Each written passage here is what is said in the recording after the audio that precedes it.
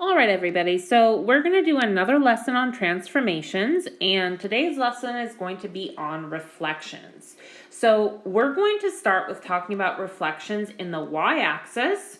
So you'll notice that I already drew the graph of a new function that we haven't worked with a lot before, the cubing function, f of x equals x cubed. So that's here. Right, so here it is, there's the graph, and we'll talk a little bit about it in a second. And our goal is going to be to reflect this original graph in the y-axis. So a couple of quick points. The cubing function's graph looks exactly the same as the graph of any other function, meaning that every single point on the graph of the function is an input-output pair. So case in point, if the input is 1, you cube that, you get 1. So sure enough, there is the point 1, 1. If the input is 2, you cube that, you get 8. So there it is, the pair 2, 8. Going on the other side of the origin, if you take -1 and you cube that, you get -1. So we've got the point -1, -1. For -2, it's all the way down at the bottom here. You cube that, you get -8. Of course, if you cube 0, you get 0. That's going to be a critical point in just a few minutes. But, of course, this graph passes through the origin. So in blue, I'm going to take every single point, and of course, I can't actually do every single point. I'm just going to do the ones that I've labeled right now, and then we'll sort of connect them for the general shape.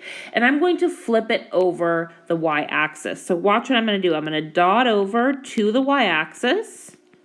And then I'm going to keep dotting until I get the same distance on the other side. So I get the point, same y-coordinate, opposite x-coordinate, -2, 8. I'm going to do the same thing for 1, 1. There it is. And there is that reflected point. So -1, 1. Watch what happens with the origin, though. In fact, there's nothing to watch. The origin is already on the y-axis. So when you go to reflect it in the y-axis, it just stays put. So if you have a point that is on the axis in which you are reflecting, it stays where it was after the reflection is complete. Moving on, -1, 1 gets reflected here. So same thing. The y-coordinate is the same. The x-coordinate is opposite. And -2, 8, or I should say -2, -8, gets reflected and then goes to the other side. Same thing. The x-coordinate is opposite. The y-coordinate stays the same. So much like we've seen before, perhaps some of you are already able to see the shape that we're going to get here. But I'm just going to flesh it out so that we have the graph. So there is the blue graph that is the graph of our function. And much like I've done in the past, in addition to looking at concrete points, we'll pick a random point, right? So here's a point. I don't know what point this is. I don't really care. And we'll say that its x-coordinate is x. And because this is a point on the graph of the function f, its y-coordinate is the output, which is f of x. Now watch. In blue, I'm getting there by dotting over to the y-axis and then continuing onward. So there is the blue point. So on the one hand, this point, well, its x-coordinate is the opposite of x, so that's -x. Now watch. This is a point on the graph of G. So on the one hand, its y-coordinate is the output that G assigns to -x, which is G of -x. On the other hand, and I'm going to write that here, and you all know I like to see my writing zoomed in, so I'm going to write it here. We see that G of -x is the same as f of x. Because we've seen in all of these examples that while the x-coordinates of the points are opposites, the y-coordinates are the same. So zooming in so we can see it real well, G of -x is the same as f of x. So speaking in terms of inputs and outputs, the output that f assigns to x is the same as the output that g assigns to the opposite.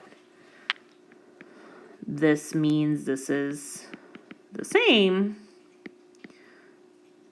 as, and this I'm going to write like in big letters, g of x is the same as f of negative x. Since g is our new function, I'm going to put this in a big red box.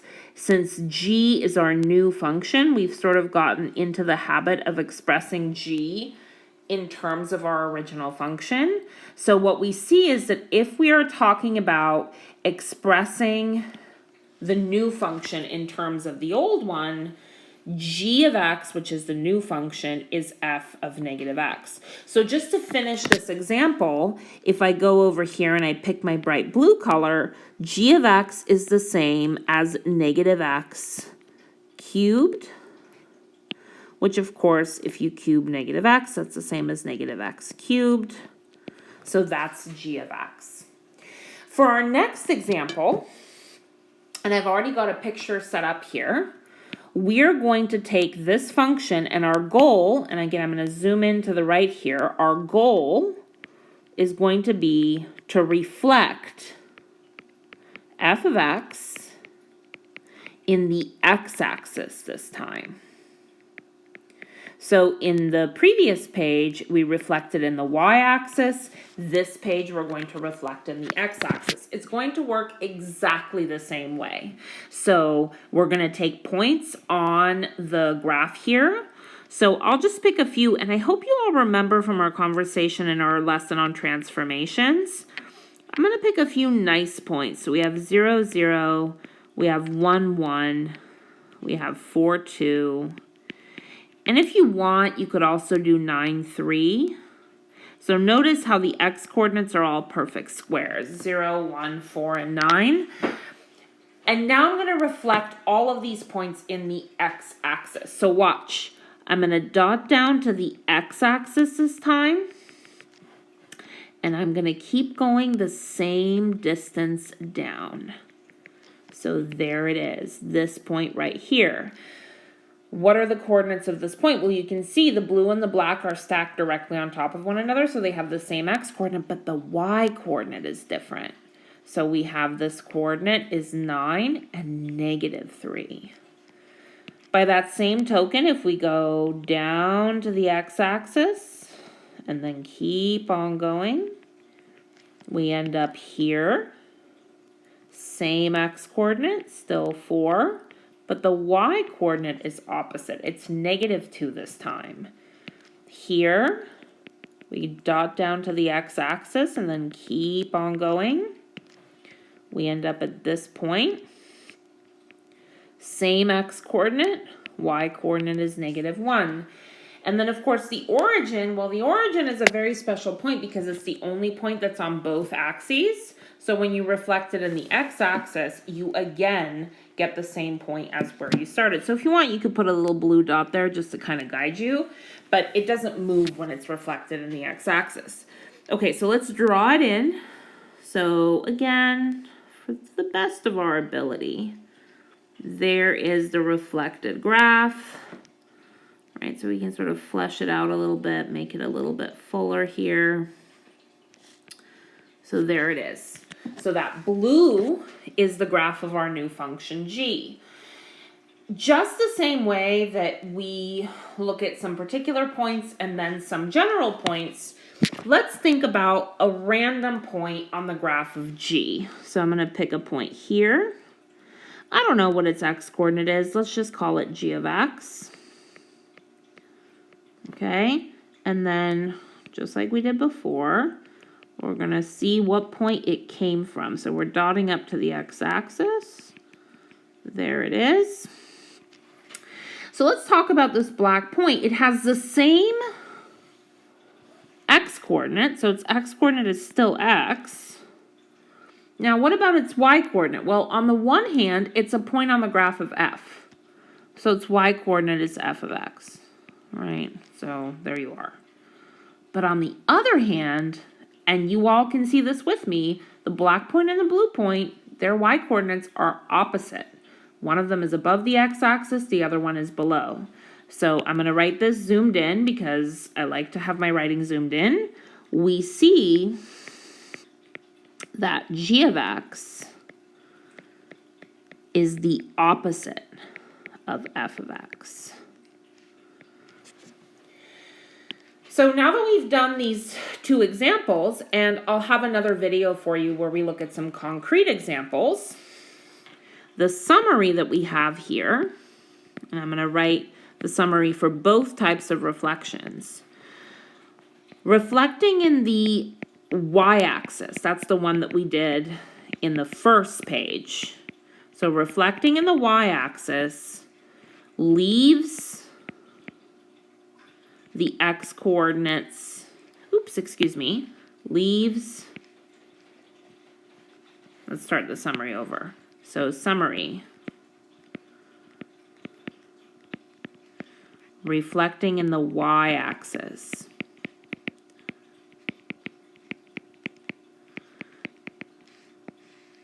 That's the one that we did on the last page. It leaves the y-coordinates unchanged.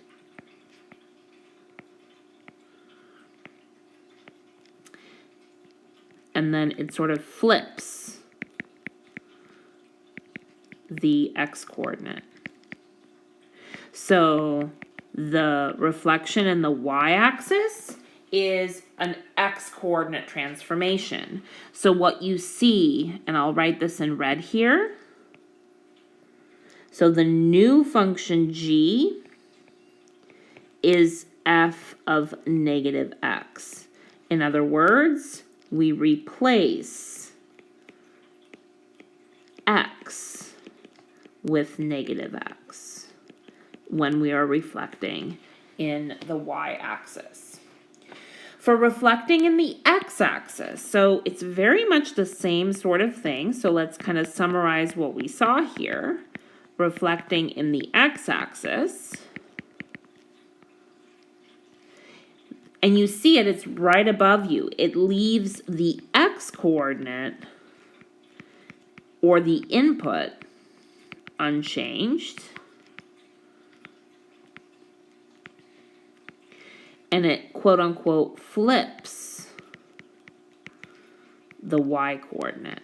So now that you see them both stacked up on top of one another, what I hope you're seeing is that it's sort of the opposite effect.